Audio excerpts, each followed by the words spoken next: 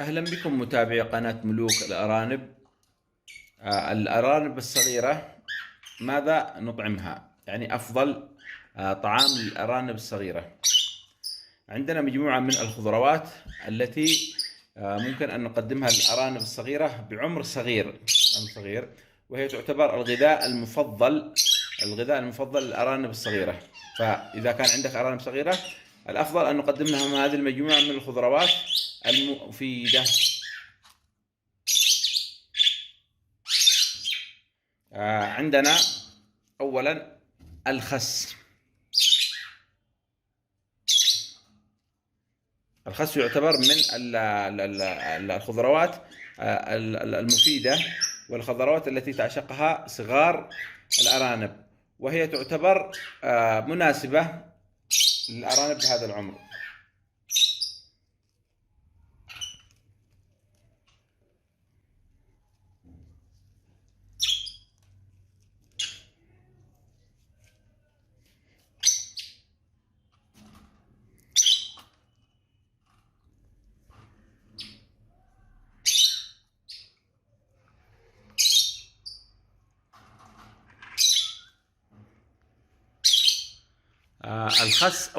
الخس.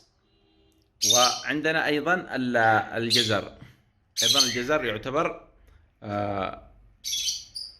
مفضل للأرانب الصغيرة، وهو مناسب لهذا العمر. وأيضا أوراق الملفوف يعتبر أيضا مناسب. لاحظوا ما شاء الله تبارك الله كيف تأكل الأرانب هذه الوجبات بشراهة. طبعا أنا قدمت لكم فقط الخضروات المفيدة والمناسبة لهذا العمر.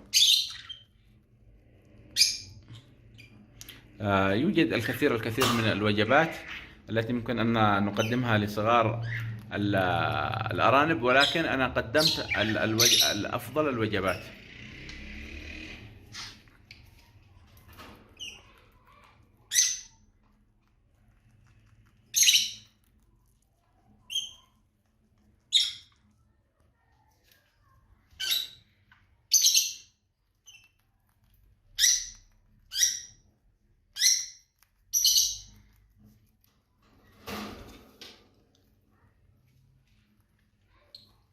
ما شاء الله تبارك الله. هذا، ونتمنى لكم الفائدة، وإلى اللقاء في مقطع قادم إن شاء الله.